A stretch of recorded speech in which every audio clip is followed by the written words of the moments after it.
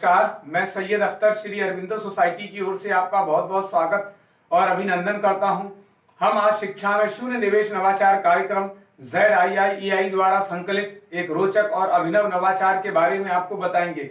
हम इनोवेटिव पाठशाला के अंतर्गत महाराष्ट्र राज्य के कक्षा 2 की हिंदी भाषा पुस्तक बाल भारती के पाठ 30 शब्दों का संजाल के एक नवाचार अभिनव शिक्षण तकनीक की एक गतिविधि गृह कार्य परिवेश से शिक्षा का इस वीडियो में क्रियान्वयन करेंगे। हम आशा करते हैं कि आप इस वीडियो को देखने के उपरांत इस नवाचार तकनीक को अपने विद्यालय व कक्षा में अवश्य क्रियान्वित करेंगे।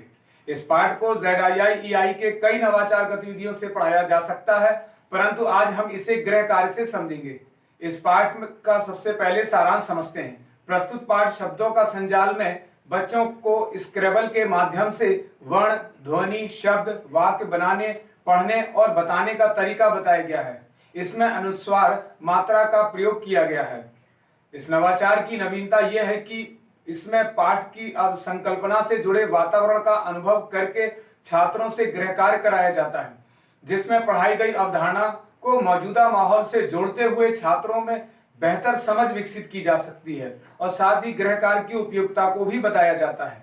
इस नवाचार की क्रियान्वयन प्रक्रिया के अंतर्गत पढ़ाए जा रहे पाठ की संकल्पना से पुनः अध्ययन हेतु अनुस्वार शब्द निर्माण को आसपास के परिवेश से जोड़ते हुए अवलोकन, चर्चा और सांकेतिक प्रश्नों से गृह कार्य की जानकारी दी जाती है।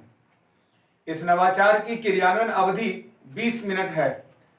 इसके साथ ही साथ पूर्व प्रबंधन के लिए शिक्षक कुछ स्टेशनरी और शब्दों का संजाल पाठ से संबंधित तालिका की एक प्रति तैयार करते हैं। पुनः अध्ययन की प्रक्रिया के अंतर्गत अनुस्वार शब्द निर्माण की जानकारी को दोहराया जाता है। साथ ही साथ इस बात का भी ध्यान रखा जाता है कि शिक्षक ने पाठ को पहले से पढ़ाया है या नहीं, या उसका निर्माण और व्याख्या हुई है या नहीं।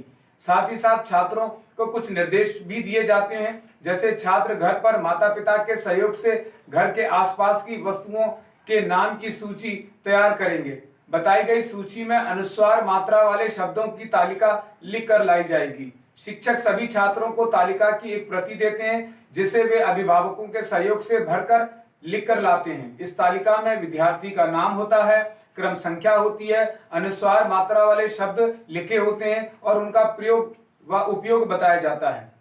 अंत में नीचे अभिभावकों के लिए गृह कार्य से संबंधित निर्देश भी लिखे होते हैं।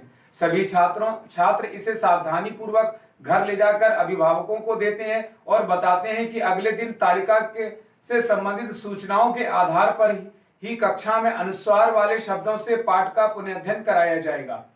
छात्र अभिभावकों के सहयोग से तालिका और चार्ट को भरकर अगले दिन कक्षा में जमा करते हैं।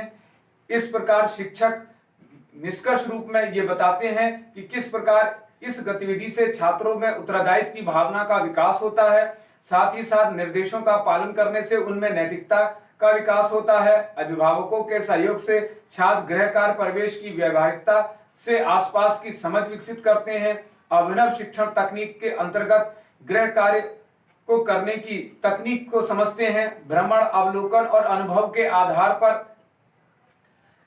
अनुस्वार वाले शब्दों के निर्माण की जानकारी प्राप्त करते हैं। गृह कार्य को प्रयोगात्मक और अनुभवात्मक बनाने से छात्रों में जिम्मेदारी का भाव उत्पन्न होता है। इस नवाचार से मूल जीवन कौशल और आत्म जागरूकता की गहन सोच का विकास भी होता है। साथ ही पाठ शब्दों का संजाल को निर्धारित माह में ही पढ़ाया जाता है।